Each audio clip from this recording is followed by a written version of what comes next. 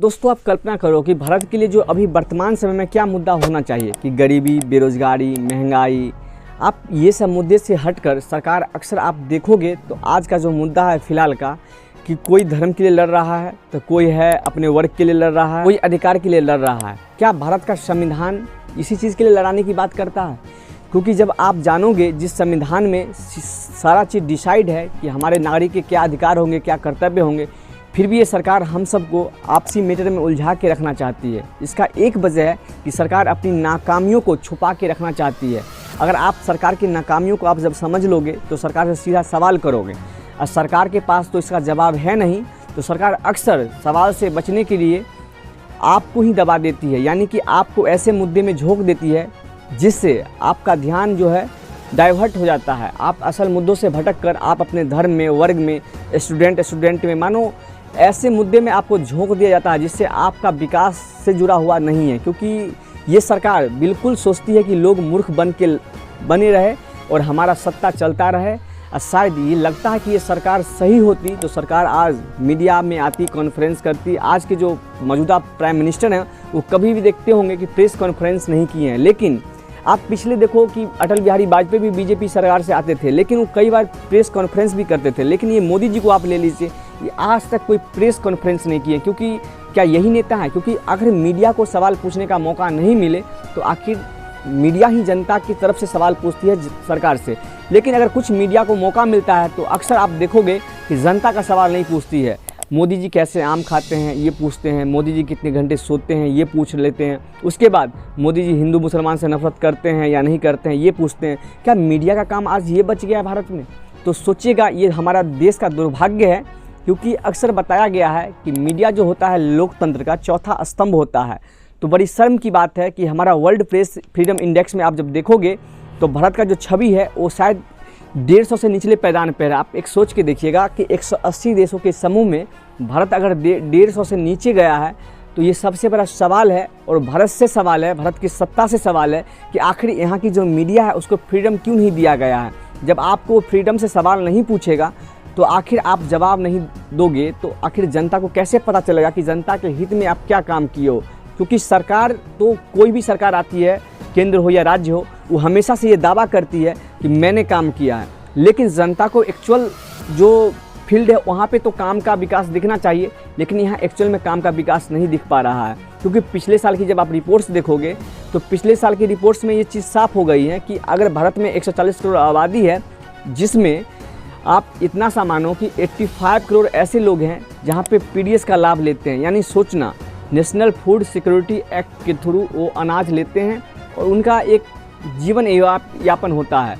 अब सोचिएगा, जिस देश में जनता के पास खाने के लिए अन्न ही ना हो, वो सरकार पे निर्भर हो, सरकार उसको सब्सिडी के थ्रू प्रोवाइड करवाती हो, तो वो सरकार के खिलाफ कैसे बोल पाएगी? तो सरकार का जो सबसे बड़ा एजेंडा है कि उन 85 करोड़ लोगों को टारगेट करना जिनको अगले मानो कि उनका मर्जी है कि सब दिन उनको 5 किलो अनाज फ्री में दे दूँ, कहा कि उनका सत्ता बचा रहे। आखिर आज की सच्चाई है, क्योंकि जब भी आप इलेक्शन, पीछे के इलेक्शन ले लो, बिहार इलेक्शन अभी कुछ दिन पहले बीता है, जिसमें आप देखोगे कि नीतीश कुमार जी अपने सत्ता पाने के लिए अक्सर महिलाओं में 10,000 रुपये बांट दिए। लेकिन आखिर उस पैसे को अगर यहाँ इंडस्ट्री लगाने में काम किया जाता तो आज भारत के युवाओं को रोजगार मिलता। लेकिन उनको एक सपना दिखा दिया गया कि आपको आने वाले भविष्य में भी 2 लाख रुपये मिलेंगे। लेकिन कोई ये बात सोचा कि इलेक्शन से पहले अगर रुपए बांटे गए हैं किसी महिलाओं के अकाउंट पे तो शायद आपको नहीं लगता कि यह निष्पक्ष चुनाव नहीं है? क्योंकि भारत का संविधान इस चीज़ को डिनाई करता है कि कोई भी ऐसा जो आपको सरकार अपने वोट को अपने तरफ आकर्षित करे, यानी कि अपने तरफ वोट के लिए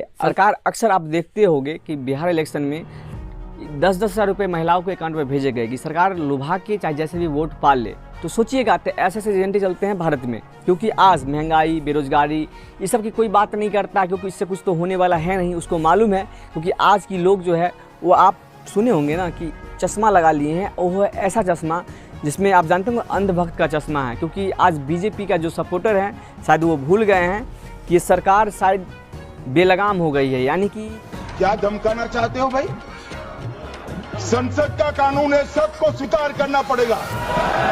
उनको जो मर्जी होगा वो करेंगे। लेकिन शायद अमित शाह जी ये भूल गए हैं कि भारतीय संसद जो है कोई भी कानून अगर बनाएगी तो सबसे पहले उनको एक चीज़ जज करनी होगी कि यहाँ के लोक हित में है या नहीं है। क्योंकि भारत की संसद सर्वोच्च तो नहीं है, क्योंकि भारत का संविधान का प्रियम्बल यही चीज़ को डिफाइन करता है कि हम भारत के लोग, यानी कि संविधान भी जो बनाई गई थी वो हम जैसे लोगों के लिए बनाई गई थी, न कि सरकार के लिए, न कि संसद के लिए। संसद को जनता पावर देती है, अपने पावर को ट्रांसफ़र करती है, तो उनको भी एक चीज़ याद रखना चाहिए।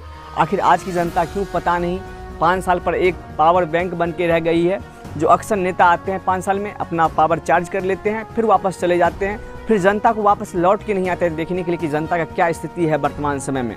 तो आप लोग इस सब प्रश्नों पे ख्याल करिएगा और अपने सत्ता पक्ष से ज़रूर सवाल करिएगा, क्योंकि जिसको आपने सत्ता दिया है सवाल तो उससे ही बनता है। क्योंकि अगर देश हमारा आज बेरोजगारी में, महंगाई में, अगर इन्फ्लेशन में अगर इतना पछड़ रहा है तो आप सोच के देखिएगा, तो हमें लगता है कि सवाल तो का जवाब तो देना पड़ेगा, वो है जो मौजूदा रूलिंग पार्टी है उसको ही देना पड़ेगा।